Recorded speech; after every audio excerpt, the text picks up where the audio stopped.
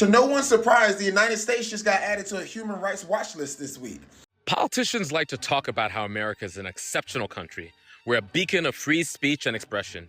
And in other countries, China, Iran, North Korea, the government can come to your door and arrest you just for speaking your mind. That kind of blatant political persecution happens over there and not over here. What's good, family, and welcome on another episode. How are you guys doing? I hope you all are doing well. And if you're joining for the very first time, thank you so much for being here today, and thank you for your support. I really appreciate that. In this video, we are going to be talking about an incident that happened at Columbia University. A particular man has been going viral. His name has been all over the place. I think his name is Mahmoud Khalil. He was ordered to be arrested by the President of the United States, Trump, because he used his voice during the protest. He is a pro-Palestine and as well a green card holder. I've read so many news updates on him, and there was a place where he said that they said he's misusing the privilege that the United States and Columbia University gave him. Like literally saying he's not allowed to speak up for his people. He does not have the right to speak up because he has spent years abusing the privilege that the United States and Columbia University gave him. And so people are speaking about it. Like, if they can arrest this person, then definitely they can arrest you as well for speaking up for your right. Like, they can literally arrest you. I think there was a video as well that went viral, like, I think a few weeks ago, of a woman at a town hall meeting in Idaho, literally standing up, talking about women's rights being taken away and all of that, and she was dragged out of the hall. This particular case is being threatened with deportation. He was arrested at his student apartment with his pregnant wife. You guys, this is sparking a lot of conversation. People are speaking up about how, speaking up for your rights, protesting has to get to a level where the president is now using the ICE agents to arrest you. Without wasting much time, let's just get straight into what the people are saying. The president sent federal agents to arrest a man for speaking. Don't get lost in anything else. The rest of the story. The president of the United States sent federal agents under direct orders to arrest a man for speaking. Their people are getting all tied up in citizenship and visas and green cards and all this other. The president of the United States sent armed federal agents to arrest a man for speaking at a protest, and they are now trying to deport him from the United States. Do not get this messed up. Again, they're going to be like, oh, but he's supporting the president of the United States. Sent armed federal agents to a man's apartment, ripped him from the arms of his pregnant wife, threw him in a van, drove him across a river, tossed him into an ICE detention facility, then flew him halfway across the country to hide him deeper inside of the ICE deportation system, so that way his lawyer and his wife, who was 8 months pregnant, could not find him, all because he spoke at a protest. The president of the United States did this. And then the president of the United States has tweeted, along with members of his administration, along with his allies, along with his donors and others, that this is just the first one. The president of the United States is declaring that the First Amendment is dead, that the only speech that is protected is speech that Donald Trump allows. That is what this entire moment is. And anyone who tries to claim otherwise is lying to you or hoping that it isn't happening. Pull your head out of the sand. The president of the United States is arresting people for their free speech.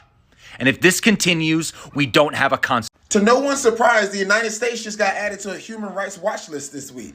And if you think, oh my God, that's so extra, look at what just happened to Mahmoud Khalil at that university. He got arrested by the president for speaking out at a protest. He got arrested and is now being threatened with deportation for speaking out at a protest. And you know how you know it's because of that? Because when they showed up to his university-owned apartment, they said that they were there to revoke his student visa based on state orders, right? He has no fucking student visa.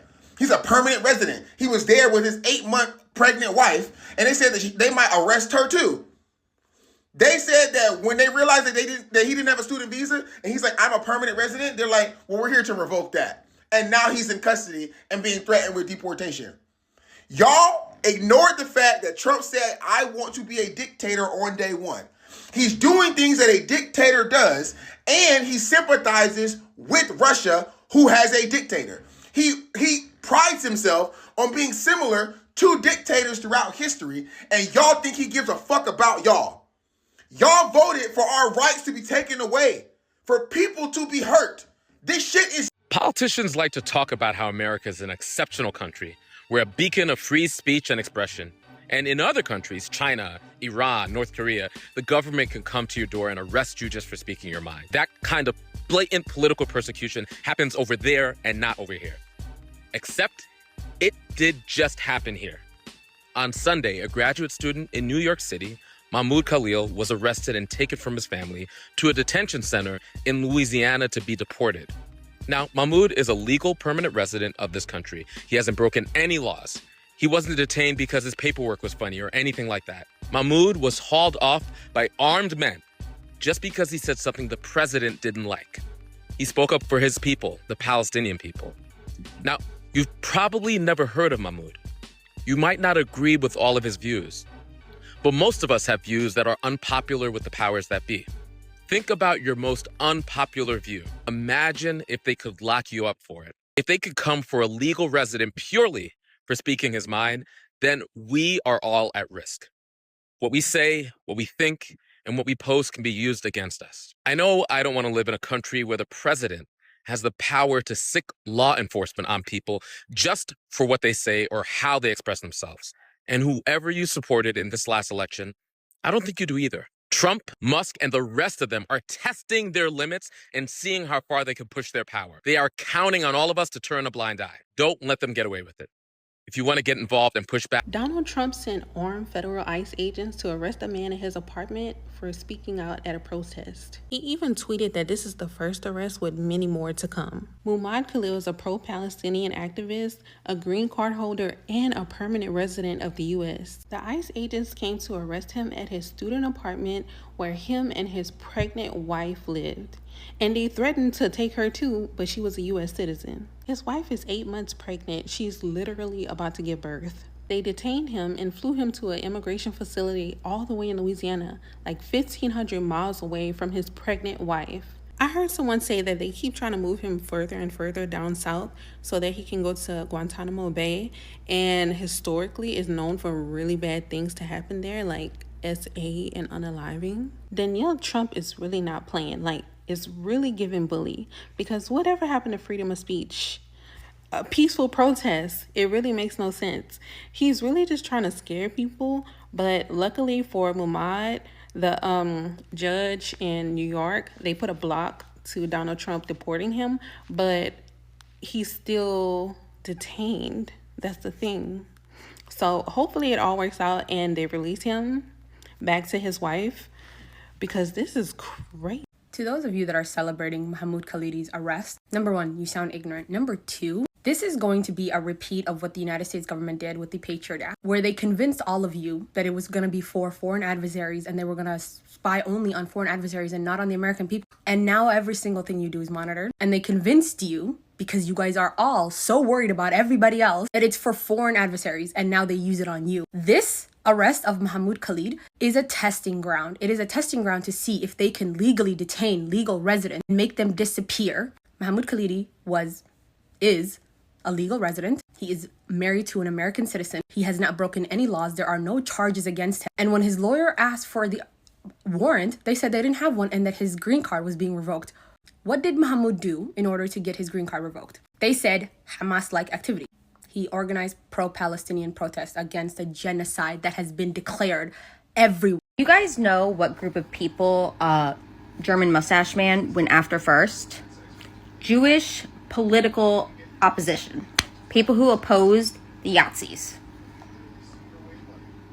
Is it not kind of ironic that a Palestinian political opposer is the first? They're following the same playbook. Every single day, you all, there is something. There is something going on, and it's never good. Like, that is the sad part of it.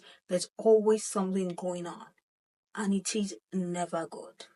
Imagine taking away the right of people to be able to speak and just, express themselves and how they feel about how the whole administration is going, how the country is moving, Imagine having to arrest someone for speaking up at a protest.